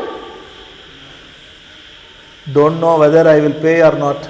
ನಾನು ಕಟ್ತೀನೋ ಕಟ್ಟಕ್ ಆಗ್ತದೋ ಇಲ್ಲ ಗೊತ್ತಿಲ್ಲ. don't know. You should know. You will pay it. ಗೊತ್ತಿಲ್ಲ ಅಂತ ಅಲ್ಲ, ನಿಮಗ್ ಗೊತ್ತಿರ್ಬೇಕು, ನೀವ್ ಕಟ್ತೀರಾ ಅಂತ. Because you are rich. Why you are rich? Because Christ has become poor to make you rich. ನೀವು ಶ್ರೀಮಂತರಾಗಿದ್ದೀರಿ. ಯಾಕೆ ಶ್ರೀಮಂತರಾಗಿದ್ದೀರಿ? ಯಾಕಂದ್ರೆ ಯೇಸು ಸ್ವಾಮಿ ನಿಮ್ಮನ್ನು ಶ್ರೀಮಂತನಾಗಿ ಮಾಡುವುದಕ್ಕಾಗಿ ತಾನು ಬಡವನಾದ್ರು. Can Ambani said, I don't know tomorrow whether I'll pay. I can buy food or not. Can he say it? Ambani ಹೇಳ್ಬೋದಾ ನಾಳೆ ನನ್ನ ಊಟಕ್ಕೆ ಹಣ ಇರ್ತದೋ ಇಲ್ಲೋ ಅಂತ? He will not tell. ಆತನ ಎಂದಿಗೂ I ಹೇಳಲ್ಲ. don't know whether I have money to put petrol. Petrol ಹಾಕುವಂತೆ ಹಣ ಇದೆಯೋ ಇಲ್ಲೋ? Why he will not tell? ಯಾಕೆ ಹೇಳಲ್ಲ? Because he knows he is rich. ಆತನು ಶ್ರೀಮಂತರು ಅಂತ ಆತನಿಗೆ So ಗೊತ್ತು. why we can fill the tank? ನಾವ್ ಹೇಗೆ ಪೆಟ್ರೋಲ್ ತುಂಬಿಸ್ಬೋದು? Tank full ಮಾಡಬೇಕು. ಟ್ಯಾಂಕ್ ತುಂಬಿಸ್ಬೋದು, ಫುಲ್ ಮಾಡ್ಬೋದು. Because I know I am rich. ನಾನು ಶ್ರೀಮಂತನೆನ್ನು ನನಗೆ ಗೊತ್ತಿದೆ. Now actually nowadays I don't know what is exactly petrol price. Okay, somewhere around 70 or 80 it is. Before that, how much? Before that I first see the rate only there. How much is the rate? ಮೊದಲನೇದಾಗಿ ಎಷ್ಟು rate ಅಂತ first ಅದೇ ನೋಡ್ತಾ ಇದ್ದೆ. First I'll go see the rate first, then I'll calculate. ಮೊದಲು rate ಹೋಗಿ ನೋಡಿ ಆಮೇಲೆ ಎಷ್ಟು ತುಂಬಿಸ್ಬೇಕಂತ. I had a scooter. ನನ್ಗೆ ಅವಾಗ ಸ್ಕೂಟರ್ ಇದ್ದಾಗ Always, I'll make sure 1.1 maximum 1 point that oil we have to put, or 25 rupees, 30 rupees half liter will put. 25 ರೂಪಾಯಿ ಅಥವಾ 30 ರೂಪಾಯಿ ಹಾಕಿ ಅರ್ಧ ಲೀಟರ್ ಹಾಕಿ ಸ್ವಲ್ಪ ಎಣ್ಣೆ ಹಾಕಿ ಹಾಗೆ ಲೆಕ್ಕ This ಹಾಕ್ತಾ ಇದ್ದೆ. half liter has become a habit. ಈ ಅರ್ಧ ಲೀಟರ್ ತುಂಬಿಸುವಂತದ್ದು ಅಭ್ಯಾಸ ಆಗಿದೆ. Whether money is there or not, still half liter only I'll put. ಹಣ ಇರ್ಲಿ ಇಲ್ದೇ ಇದ್ರೂ ಕೂಡ ಅರ್ಧ ಲೀಟರ್ ತುಂಬಿಸ್ತಾ ಇದ್ದೆ. Because my scooter everybody will use. ಯಾಕಂದ್ರೆ ನನ್ನ ಸ್ಕೂಟರ್ ಎಲ್ಲರೂ ಓಡಿಸ್ತಾ ಇದ್ರು. I think if I put more, somebody will use. What will happen? ನಾನು ಯೋಚನೆ ಮಾಡ್ತಾ ಇದ್ದೆ, ಜಾಸ್ತಿ ತುಂಬಿಸಿದ್ರೆ ಯಾರಾದ್ರೂ ಓಡಿಸ್ಕೊಂಡು ಹೋದ್ರೆ ಏನ್ ಮಾಡ್ಬೇಕು? One day my pastor came from Chennai. ಒಂದಿನ ಚೆನ್ನೈಯಿಂದ ನಮ್ಮ ಪಾಸ್ಟರ್ ಬಂದ್ರು. And he took to the petrol bunk. He filled the tank. ನಾವಾಗ ಪೆಟ್ರೋಲ್ ಬಂಕ್ ಹೋದಾಗ ಅವರು ನನ್ನ ಟ್ಯಾಂಕ್ ತುಂಬಿಸಿದ್ರು, ಫುಲ್ ಮಾಡಿದ್ರು. I can do this, no? ಅವಾಗ ನನ್ಗೆ ಯೋಚನೆ ಬಂತು, ನಾನು ಕೂಡ tank full Why I am not doing? ನಾನು ಯಾಕೆ ಮಾಡ್ತಾ It ಇಲ್ಲ? is not I don't have money. ನನ್ನ ಹತ್ರ ಹಣ ಇಲ್ಲ ಅಂತ ಅಲ್ಲ. Even money is there, that mind is stuck up. 25 rupees, 30 rupees, this much only. ಹಣ ಇದ್ರೂ ಕೂಡ ಕೈಯಲ್ಲಿ ಮನ್ಸು ಅಲ್ಲೇ ಸಿಕ್ಕಾಕೊಂಡ್ ಬಿದ್ದಿದೆ. 25 ರೂಪಾಯಿ 30 ರೂಪಾಯಿ ಅಷ್ಟೇ ಹಾಕ್ಬೇಕು. And when we restrict ourselves to that, simple things, we think, we'll keep money for tomorrow. We'll keep money for tomorrow. We think like that. What happens? Every decision when you go to take, we'll always think how to save it, how to reduce it. What about tomorrow? What about tomorrow? ನಾವು ಸಣ್ಣ ಸಣ್ಣ ವಿಷಯಗಳಲ್ಲಿ ಮಿತಿ ಮಾಡಿದಾಗ ಎಲ್ಲ ಕಡೆ ಹಣ ಉಳಿಸ್ಬೇಕು, ಹಣ ಉಳಿಸಿ ನಾಳೆಗಾಗಿ ಇಡಬೇಕು ಅಂತ ಇದ್ದಾಗ ಎಲ್ಲಾ ವಿಷಯಗಳಲ್ಲಿ ಉಳಿಸ್ಬೇಕು ಖರ್ಚು ಮಾಡಬಾರ್ದು ಅಂತಾನೆ ಇರ್ತದೆ. So always we think about tomorrow. ಯಾವಾಗ್ಲೂ ನಾಳೆ ಬಗ್ಗೆನೇ ಯೋಚನೆ ಮಾಡ್ತಿರ್ತೀವಿ. What is thinking about tomorrow? ನಾಳೆಗಾಗಿ ಯೋಚನೆ ಮಾಡು ಅಂದ್ರೆ ಏನು? It is not planning. Planning is different. Plan ಮಾಡುವಂತದಲ್ಲ. ನಾಳೆ I am not against planning for tomorrow. ನಾಳೆಗಾಗಿ ಏನ್ ಮಾಡ್ಬೇಕು ಅಂತ ಪ್ಲಾನ್ ಮಾಡೋದ್ರ ವಿರುದ್ಧವಾಗಿ ಇಲ್ಲ. We should not worry about tomorrow. ಆದ್ರೆ ನಾಳೆ ಏನ್ ಮಾಡ್ತೇನೋ ಅಂತ ಚಿಂತೆ ಮಾಡಬಾರ್ದು. Hallelujah. I tell you now, we have to use all the forces we have, all the scriptures we have to demolish that stronghold. I am not poor, I am rich. ನಮ್ಮ ಮನಸ್ಸಿನಲ್ಲಿರುವಂತ ಆ ಬಲವಾದ ಹಿಡಿತ, ನಾನು ಬಡವನಲ್ಲ ಶ್ರೀಮಂತನಾಗಿದ್ದೇನೆ ಅಂತ, ಅದನ್ನು ನಾವು ಎಲ್ಲಾ ಸಾಮರ್ಥ್ಯವನ್ನು ಉಪಯೋಗಿಸ್ಕೊಂಡು, ಎಲ್ಲಾ ಬಲವನ್ನು ಉಪಯೋಗಿಸ್ಕೊಂಡು ನಾಶ ಮಾಡ್ಬೇಕು. Some people, they really come and ask me, from where you get money? ಕೆಲವು ಜನರು ಚೆನ್ನಾಗಿ ಬಂದು ನಾನು ಕೇಳ್ತಾರೆ, ಎಲ್ಲಿಂದ ಹಣ ಸಿಗ್ತಾ ಇದೆ? Today somebody come and ask me, can you give 10,000? I don't know what they thought. ಯಾರೊಬ್ರು ಒಂದಿನ ಬಂದು ನನಗೆ ಕೇಳಿದ್ರು, Today only they asked. ಇವತ್ತು ಯಾರು ಬಂದು ಕೇಳಿದ್ರು, ಅಣ್ಣ 10,000 ಕೊಡ್ಬೋದಾ? I said, I don't have. ನಾನು ಹೇಳಿದೆ, ನನ್ನ ಹತ್ರ ಇಲ್ಲ. I said, you don't have, but everything is happening. ಅವ್ರು ಹೇಳ್ತಾ ಇದಾರೆ, ಕೈಯಲ್ಲಿ ಹಣ ಇಲ್ಲ ಆದ್ರೂ ಎಲ್ಲ ನಡೀತಾ ಇದೆ ಅಲ್ಲ. It is happening not because of money, it is happening because thinking changed. ಅದು ಯಾಕೆ ಆಗ್ತಾ ಇದೆ? ಕೆಲಸಗಳು ಯಾಕೆ ನಡೀತಾ ಇದಾವೆ? ಯಾಕಂದ್ರೆ ಯೋಚನೆ ಮಾಡುವಂತ ರೀತಿ ಬದಲಾಗಿದೆ. I'll tell you. ನಾನು ನಿಮ್ಗೆ ಹೇಳ್ತೇನೆ ಕೇಳಿ. I'll continue next week again. ಮುಂದಿನ ವಾರ ಮುಂದೆ ವರಿಸ್ತೇನೆ. When we were down, ನಾವು ಕೆಳಗಿನ ಹಾಲ್ ನಲ್ಲಿ ಇದ್ದಾಗ, see, we were not. Even those who come to a church, actually they are not poor. ಆವಾಗ ನಮ್ಮ ಸಭೆಗೆ ಬರುವಂತವರು ಕೂಡ ಬಡವರಾಗಿರ್ಲಿಲ್ಲ. And I used to always give my testimony how I suffered. Especially when I go for gospel meeting, one day I'll tell my testimony. ನಾನು ಯಾವಾಗ್ಲೂ ನನ್ನ ಸಾಕ್ಷಿ ಕೊಡ್ತಾ ಇದೆ, ನಾನು ಹೇಗೆ ಕಷ್ಟಪಟ್ಟು ಬಂದಿದ್ದೇನೆ. ವಿಶೇಷವಾಗಿ ಸುವಾರ್ತೆ ಕೂಟದಲ್ಲಿ ಒಂದು ದಿನ ನನ್ನ ಸಾಕ್ಷಿನೇ ಹೇಳ್ತಾ ಇದ್ದೆ. I'll talk about health, I'll talk about prosperity, how I suffered. ಆರೋಗ್ಯದ ವಿಷಯದಲ್ಲಿ ಹೆಂಗ್ ಕಷ್ಟಪಟ್ಟಿದ್ದೆ ಮತ್ತು ಹಣಕಾಸಿನ ವಿಷಯದಲ್ಲಿ ಹೆಂಗ್ ಕಷ್ಟಪಟ್ಟೆ ಅಂತ I realized ನನ್ಗೊಂದು ಮಾತಾಡ್ತಾ ಇತ್ತು. more than what God has done, more than what I'm telling about my past, I was elaborating so much. ದೇವರು ಏನ್ ಮಾಡಿದ್ದಾನೋ, ಸತ್ಯವೇದದಲ್ಲಿ ಏನೆಲ್ಲ ಇದೆಯೋ ಅದಕ್ಕಿಂತ ಹೆಚ್ಚಾಗಿ ನಾನು ಏನೆಲ್ಲ ಹಿಂದಾಗಿದೆಯೋ, ಏನ್ Especially ಕಷ್ಟಪಟ್ಟಿದ್ದೆ about ಜಾಸ್ತಿ poverty, I will elaborate so much how I struggle to eat food. ಬಡತನದ ಬಗ್ಗೆ ವಿಶೇಷವಾಗಿ ನಾನು ದಿನೇ ದಿನೇ ಹೆಂಗ್ ಕಷ್ಟಪಟ್ಟು ಊಟ ಮಾಡ್ತಾ ಇದ್ದೆ ಅಂತ ಇಷ್ಟು ದೊಡ್ಡದಾಗಿ ಮಾಡಿ ಹೇಳ್ತಾ One ಇದ್ದೆ. day the Lord spoke to me. ಒಂದಿನ ದೇವ್ರು ಮಾತನಾಡಿದ್ರು, Unless you forget it, your soul will not prosper. ಎಲ್ಲಿವರೆಗೆ ನೀನ್ ಹಿಂದಿನ ಮಾತುಗಳನ್ನು ಮರೆಯೋದಿಲ್ವೋ ನಿನ್ನ ಪ್ರಾಣ ಅಭಿವೃದ್ಧಿ ಹೊಂದಲ್ಲ. Unless you understand, I am giving only testimony, I am not doing anything else. ನಾನು ಅವಾಗ ನಿಂತು ಸಾಕ್ಷಿ ಅಷ್ಟೇ ಹೇಳ್ತಾ ಇದ್ದೆ. But every time when I tell I was poor. ಆದ್ರೆ ನಾನು ಪ್ರತಿದಿನ ಹೇಳ್ತಾ ಇದ್ದೆ, ನಾನು ಬಡವನೇ ಆಗಿದ್ದೆ. I spoke more about poverty than about prosperity. ಬಡತನದ ಬಗ್ಗೆ ಎಷ್ಟೋ ಹೆಚ್ಚಾಗಿ ಮಾತಾಡ್ತಾ ಇದ್ದೆ, ಶ್ರೀಮಂತಿಕೆಯ ಬಗ್ಗೆ, ಐಶ್ವರ್ಯದ ಬಗ್ಗೆ ಮಾತಾಡ್ತಾ ಇರ್ಲಿಲ್ಲ. 20 minutes I'll talk about poverty, 2 minutes I'll talk about prosperity. 20 ನಿಮಿಷ ಬಡತನದ ಬಗ್ಗೆ ಮಾತಾಡಿದೆ, 2 ನಿಮಿಷ ಅಭಿವೃದ್ಧಿ ಬಗ್ಗೆ ಮಾತಾಡ್ತಾ ಇದ್ದೆ. God's grace, God delivered me. I'm not denying it. ದೇವರ ಕೃಪೆಯ ಮೂಲಕ ದೇವರು ನನಗೆ ಬಿಡುಗಡೆ ಮಾಡಿದ್ದಾನೆ. My mind, still there. Still it has not come out because the old thoughts, come. You remember your past. We can praise God for all the blessings. I don't deny it. But make sure come out of it totally. ನನ್ನ ಮನಸ್ಸು ಇನ್ನ ಅಲ್ಲೇ ಕರ್ಕೊಂಡು ಹೋಗ್ತದೆ. ಅಲ್ಲಿ ಹಿಂದೆ ಏನಾಗಿತ್ತು ನೆನ್ಪಿಟ್ಕೊ ಮಾಡ್ಕೊ ಅಂತ. ಆದ್ರೆ ನಾವು ಅದನ್ನ ಸಂಪೂರ್ಣವಾಗಿ ಹೊರಗಡೆ ಬರಬೇಕು, ಅದನ್ನು ಮರ್ತು ಹೋಗ್ಬೇಕು. How to come out totally? ಸಂಪೂರ್ಣವಾಗಿ ಹಾಗೆ ಹೇಗೆ ಹೊರಗಡೆ See, now I have a responsibility. Yeah. ನೋಡಿ, ಇವಾಗ ನನಗೊಂದು ಜವಾಬ್ದಾರಿ ಇದೆ. I am a pastor. ನಾನು ಸಭಾಪಾಲಕನು. I have a congregation. ನನಗೆ ಸಭೆಯಲ್ಲಿ ಸಭಿಕರಿದ್ದಾರೆ. How to bring out? ಅವರನ್ನೆಲ್ಲರನ್ನು ಅವರ ಹಿನ್ನೆಲೆಯಿಂದ ಹೆಂಗ್ ಹೊರಗೆ So I ತರಬೇಕು? have to attack the main place with the word of God. ನಾನು ದೇವರ ವಾಕ್ಯದಿಂದ ಆ ಮುಖ್ಯವಾಗಿರುವಂತ ಆ ಪಾಯಿಂಟ್ ಗೆ ಆಕ್ರಮಿಸಬೇಕು. First I have to overcome. ಮೊದಲು ನಾನು ಜಯಿಸಬೇಕು. Took all the scriptures from the Bible about prosperity. ನಾನು ದೇವರ ವಾಕ್ಯದಿಂದ ಅಭಿವೃದ್ಧಿಯ ಬಗ್ಗೆ ಎಲ್ಲಾ ವಾಕ್ಯವನ್ನು From ತಗೊಂಡೆ. Genesis to Revelation, Deuteronomy, so many things, so many scriptures I started taking. Bible ಇಂದ ಆದಿಕಾಂಡದವರೆಗೆ ಆದಿಕಾಂಡದಿಂದ ಪ್ರಕಟಣೆವರೆಗೆ ಎಲ್ಲಾ ಅಭಿವೃದ್ಧಿಯ ವಾಕ್ಯಗಳನ್ನು ತಗೊಂಡೆ. Preached at least 2 years. ಕನಿಷ್ಠ 2 years 2 ವರ್ಷ ಸಾರಿದೆ. 2 years to 3 years. Only on that I taught. ಎರಡು ಅಥವಾ 3 ವರ್ಷದವರೆಗೆ ಅಭಿವೃದ್ಧಿಯ ಬಗ್ಗೆ ಮಾತ್ರ ಸಾರಿದೆ. It's not about money. It is all about demolishing the strongholds with the word of God. ಇದು ಹಣದ ಬಗ್ಗೆ ಅಲ್ಲ, ಆದ್ರೆ ದೇವರ ವಾಕ್ಯದ ಮೂಲಕ ಆ ಬಡತನವೆಂಬ ಆ ಬಲವಾದ ಹಿಡಿತವನ್ನು ನಾಶ ಮಾಡುವಂತ. And I saw the more it is demolished, more results are seen in people's life. ನಾನು ನೋಡ್ತಾ ಇದ್ದೆ ದಿನೇ ದಿನೇ ಎಷ್ಟು ಆ ಬಲವಾದ ಹಿಡಿತಗಳು ನಾಶವಾಗ್ತಾ ಇದ್ವೋ ಅಷ್ಟು ಜನರ ಜೀವನದಲ್ಲಿ ಫಲಗಳು ಕಂಡು ಬರ್ತಾ ಇದ್ವು. Hallelujah. So we have to identify, what is hidden, what we don't know. We should know it, and we should use all your force, all the scriptures, what you know, to demolish those thoughts, demolish the imagination, demolish those strongholds. ನಮ್ಮ ಜೀವನದಲ್ಲಿಯೂ ಕೂಡ ಯಾವ್ದ್ಯಾವ್ದು ಕಣ್ಣಿಗೆ ಕಾಣಲ್ವೋ ಆ ಯೋಚನೆಗಳು, ಆ ಊಹೆಗಳು, ಬಲವಾದ ಹಿಡಿತಗಳನ್ನು ನಾವ್ ಎಲ್ಲರೂ ನಿರ್ಧಾರ ಮಾಡ್ಕೊಂಡು ಅದನ್ನ ನಾಶ ಮಾಡ್ಬೇಕು. Now come with me again, Luke 4th chapter, ಇನ್ನೊಂದ್ಸಲ ಲೂಕ 4ನೇ ಅಧ್ಯಾಯಕ್ಕೆ ತಿರುಗಿಸೋಣ. verse 13.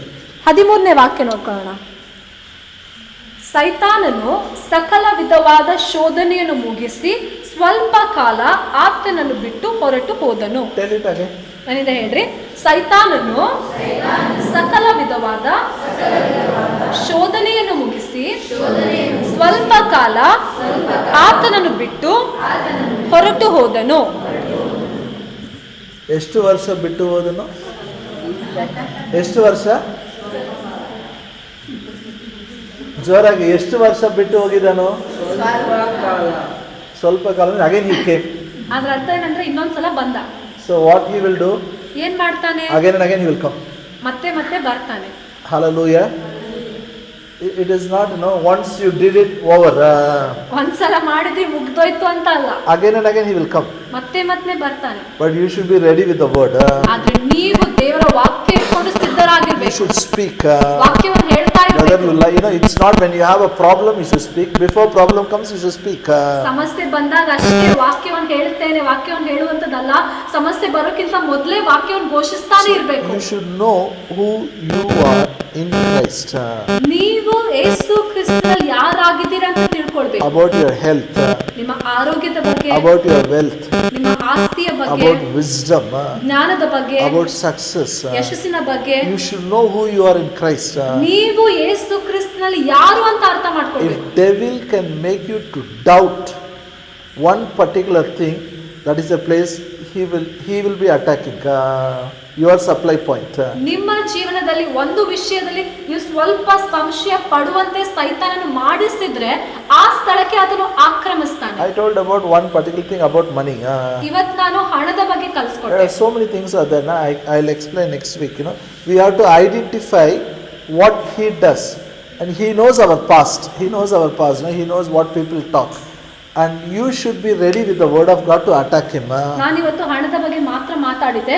ಮುಂದೆ ಬರುವಂತ ವಾರಗಳಲ್ಲಿ ಕಲಿಸ್ಕೊಡ್ತೇನೆ. ಆದ್ರೆ ನಾವು ಅರ್ಥ ಮಾಡ್ಕೊಳ್ಬೇಕು ಸೈತಾನನು ಹೇಗೆ ಆಕ್ರಮಿಸ್ತಾನೆ. ಆತನಿಗೆ ನಮ್ಗೆ ಹಿನ್ನೆಲೆ ಗೊತ್ತು, ಆತ ನಮ್ಗೆ ಏನೆಲ್ಲ ಮಾತಾಡಿದೇವೆ ಅಂತ ಗೊತ್ತು, ಆತ ನೆನ್ಪು ಮಾಡಿಸ್ತಾನೆ. ಆದ್ರೆ ನಾವು ಅದನ್ನು ಗುರುತಿಸ್ಬೇಕು.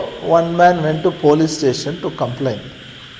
ಒಬ್ಬ ವ್ಯಕ್ತಿ ಆತನು ಪೊಲೀಸ್ ಸ್ಟೇಷನ್ಗೆ ಹೋಗಿದ್ದ complaint What ಮಾಡೋದಕ್ಕಾಗಿ. is his complaint? ಆತನ ಏನ್ ಕಂಪ್ಲೇಂಟ್ He ಮಾಡ್ಬೇಕಂತ? says, when I was going in a car, somebody stopped the car, robbed all my money. ಆತನ ಹೇಳ್ತಾನೆ, ನಾನು ಕಾರ್ ಓಡಿಸ್ಕೊಂಡು ಪ್ರಯಾಣ ಮಾಡುವಾಗ ಯಾರು ನನ್ನ ಕಾರ್ ನಿಲ್ಲಿಸಿ ನನ್ನ ಹತ್ರ ಇರುವಂತ ಎಲ್ಲಾ ಹಣ All ಕದ್ಕೊಂಡು money they robbed, they bet me. ಎಲ್ಲಾ ಹಣವನ್ನು ಕದ್ಕೊಂಡು ಹೋಗಿದ್ದಾರೆ, ನನ್ಗೆ ಇಷ್ಟು ಹೊಡೆದಿದ್ದಾರೆ. And take my complaint. ಇವಾಗ ಆತನ ಹೇಳ್ತಾ ಇದ್ದಾನೆ, ನಾನು ಕಂಪ್ಲೇಂಟ್ ಹೇಳ್ತೇನೆ, ತಗೊಳ್ರಿ. So that police officer asked him, what is there here in your pocket? Something is there. So what is that? ಆ ಪೊಲೀಸ್ ಆಫೀಸರ್ ಕೇಳ್ತಾರೆ ಇಲ್ಲೇನೋ ಇದೆ ಅಲ್ಲ, ಇಲ್ಲಿ ನಿನ್ ಜೇಬಲ್ಲಿ ಏನಿದೆ? This is gun, sir. ಅವ್ನು ಹೇಳ್ತಾನೆ ಸರ್ ಇದು gun sir. I said, why you didn't use? Police ಕೇಳ್ತಾನೆ ಗನ್ ಇತ್ತಲ್ಲ ಯಾಕೆ ಉಪಯೋಗಿಸ್ತಿಲ್ಲ? Kept the gun, didn't use it, got beaten. Gun ಇಟ್ಕೊಂಡಿದ್ದಾನೆ, ಹಾಗೆ ಇಟ್ಕೊಂಡು ಹೊಡೆಸ್ಕೊಂಡಿದ್ದಾನೆ And lost everything. ಮತ್ತೆ ಎಲ್ಲ ಕಳ್ಕೊಂಡ. Hallelujah. So we all have a gun. ನಮ್ಮೆಲ್ಲರ ಹತ್ರ ಗನ್ ಇದೆ, We have a sword. ನಮ್ಮ ಹತ್ರ ಕತ್ತಿ ಇದೆ. Amen. Gun, when we should load, when the need comes we should load it, or before the need arises we should load it with bullet. ನೀವ್ ಹೇಳ್ರಿ gun ಅಲ್ಲಿ bullet ಯಾವಾಗ ಹಾಕಿಡ್ಬೇಕು? ಅಲ್ಲಿ ಬೇಡಿಕೆ ಬಂದಾಗ ಅವಾಗ ಮಾಡ್ಬೇಕಾ ಅಥವಾ ಮುಂಚೆನೆ ಹಾಕಿಡ್ಬೇಕಾ? Hey, robber come, now let me put bullet. ಕಳ್ಳ ಬಂದ ಇವಾಗ ಬುಲೆಟ್ ಹಾಕ್ತೀನಿ ಅಂತ ಇದ್ರೆ By the time robber will have a, say, will finish his work. ಅಲ್ಲಿ ತನಕ ಕಳ್ಳ ತನ್ನ ಕೆಲಸ ಮುಗಿಸಿ ಹೋಗ್ತಾನೆ. We should be always ready.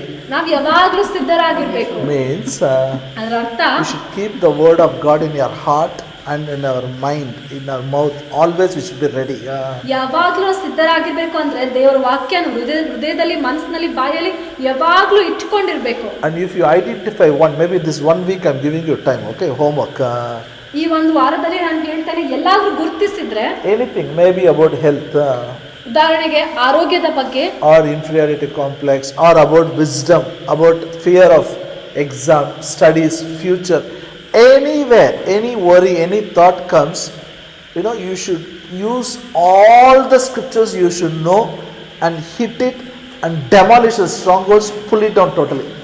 ವಿಶೇಷವಾಗಿ ಕೀಳು ಮನೋಭಾವನೆ ಆಗಿರ್ಬೋದು, ಆರೋಗ್ಯದ ಬಗ್ಗೆ ಇರ್ಬೋದು, ಅಥವಾ ಎಕ್ಸಾಮ್ ಬಗ್ಗೆ ಭಯ, ಯಾವುದೇ ತರದ ಆಲೋಚನೆಗಳು, ಚಿಂತೆಗಳು ಮನಸ್ಸಲ್ಲಿದ್ರೆ ಅದನ್ನು ಗುರುತಿಸಿ ದೇವರ ವಾಕ್ಯ, ಎಲ್ಲಾ ವಾಕ್ಯಗಳನ್ನು ಉಪಯೋಗಿಸಿಕೊಂಡು ಬಲವಾಗಿ ಅದನ್ನು ಮುರಿದು ಹಾಕಬೇಕು, ನಾಶ ಮಾಡಬೇಕು. At least you take on 10-15 scriptures.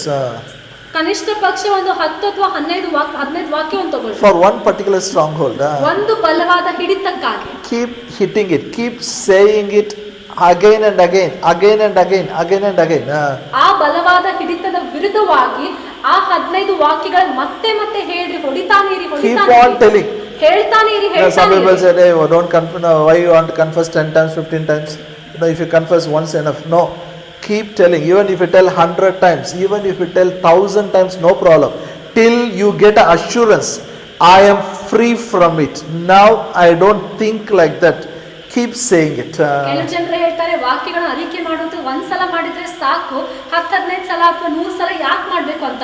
ಅದೇ ನೀವು ಹೇಳ್ತಾನೆ ಇರಿ, 100 ಸಲ ಹೇಳಿದ್ರು, 1000 ಸಲ ಹೇಳಿದ್ರು ಹೇಳ್ತಾನೆ ಇರಿ. ಎಲ್ಲಿಯವರೆಗೆ ನಿಮಗ್ ಗೊತ್ತಾಗ್ತದೆ, ಖಚಿತತೆ ಸಿಗ್ತದೆ, ನನ್ನ ಬಲವಾದ ಹಿಡಿತ ನಾಶವಾಗಿದೆ, ಮುರಿದೋಗಿದೆ. This work is a process. It doesn't start with once we stop it. It's a process. We saw tempter came again. So he will come again. But when he comes, we are loaded with the word of God. We will resist the devil, he will flee from us. ಈ ಕೆಲಸ ಅದು ಒಂದೇ ಸಲ ಮಾಡಿ ಮುಗಿಸೋದಲ್ಲ, ಇದು ಒಂದು ವಿಧಾನವಾಗಿದೆ. ನಾವು ಮಾಡ್ತಾನೆ ಇರ್ಬೇಕು, ಹೆಜ್ಜೆ ಹೆಜ್ಜೆಯಾಗಿ ಮಾಡಬೇಕು. ನಾವು ಸಿದ್ಧರಾಗಿದ್ದಾಗ ಶೋಧಿಸುವ ಆತನು ಬಂದ್ರೆ ನಾವು ವಾಕ್ಯದಿಂದ ಸಿದ್ಧರಾಗಿ ಅವನನ್ನು ಆಕ್ರಮಿಸಬಹುದು. Hallelujah. Shall we pray? ನಾವು ಪ್ರಾರ್ಥನೆ ಮಾಡ್ಕೊಳ್ಳೋಣ. Shall we pray? Shall we all stand up? ನಾವೆಲ್ಲರೂ ಎದ್ದು ನಿಂತ್ಕೊಳ್ಳೋಣ ಕೆಲವು ನಿಮಿಷಕ್ಕಾಗಿ. I know I want to pray for you. ನಾನಿವಾಗ ನಿಮ್ಗಾಗಿ ಪ್ರಾರ್ಥನೆ But ಮಾಡ್ಬೇಕು. you should decide now. ಆದ್ರೆ ನೀವು ನಿರ್ಧಾರ ಮಾಡ್ಕೊಳ್ಬೇಕು. I will go and pray. ನಾನು ಹೋಗಿ I ಪ್ರಾರ್ಥಿಸ್ತೇನೆ. will ask Holy Spirit. ಪವಿತ್ರಾತ್ಮನಿಗೆ ಕೇಳ್ತೇನೆ. What is that stronghold I have to demolish? ನಾನು ಪವಿತ್ರಾತ್ಮನಿಗೆ ಕೇಳ್ತೇನೆ, ಪವಿತ್ರಾತ್ಮನೆ ನನ್ನ ಜೀವನದಲ್ಲಿ ಯಾವ ಬಲವಾದ ಹಿಡಿತವನ್ನ ಬೀಳಿಸಬೇಕು. You have to pray. You have to identify, and you should use the scriptures. Use all your time, energy, strength to demolish it with the word of God by speaking it. ನೀವು ಪ್ರಾರ್ಥಿಸಬೇಕು, ನೀವು ಗುರುತಿಸಬೇಕು, ಮತ್ತು ನೀವು ಎಲ್ಲಾ ಸಮಯ, ಎಲ್ಲಾ ಶಕ್ತಿ, ಎಲ್ಲಾ ವಾಕ್ಯಗಳನ್ನು ಉಪಯೋಗಿಸಿಕೊಂಡು ಆ ಬಲವಾದ ಹಿಡಿತಗಳನ್ನು ಬೀಳಿಸಬೇಕು. Oh, thank you, Father. Father, we thank you. We praise you. ವಂದನೆ ಅಪ್ಪ. Abba, Father, in Jesus' name we pray. ಅಪ್ಪ ತಂದೆ, ಯೇಸುವಿನ ನಾಮದಲ್ಲಿ ಪ್ರಾರ್ಥಿಸ್ತೇವೆ. Your Holy Spirit will help us ನಿಮ್ಮ ಪವಿತ್ರಾತ್ಮ ನಮಗೆ ಸಹಾಯ ಮಾಡಲಿ. to identify the strongholds. ಎಲ್ಲ ಬಲವಾದ ಹಿಡಿತಗಳನ್ನು ಗುರುತಿಸುವಂತೆ, To demolish the strongholds. ಮತ್ತು ಆ ಬಲವಾದ ಹಿಡಿತಗಳನ್ನು ಬೀಳಿಸುವಂತೆ. Just like Jesus. ಯೇಸುವಿನ ಹಾಗೆ How Jesus demolished, the same way we will demolish all the strongholds of Satan. ಯೇಸು ಸ್ವಾಮಿ ಹೇಗೆ ಆ ಬಲವಾದ ಹಿಡಿತಗಳನ್ನು ಬೀಳಿಸಿದ ನಾಶ ಮಾಡಿದನು, ನಾವು ಕೂಡ ಮಾಡ್ತೇವೆ. We will live a victorious life ನಾವು ಜಯಶಾಲಿ ಜೀವನವನ್ನು in ಜೀವಿಸುವ this earth. ಈ ಭೂಮಿಯಲ್ಲಿ In Jesus' name we pray. ಯೇಸುವಿನ ನಾಮದಲ್ಲಿ ಪ್ರಾರ್ಥಿಸ್ತೇವೆ. Amen. ಆಮೆನ್.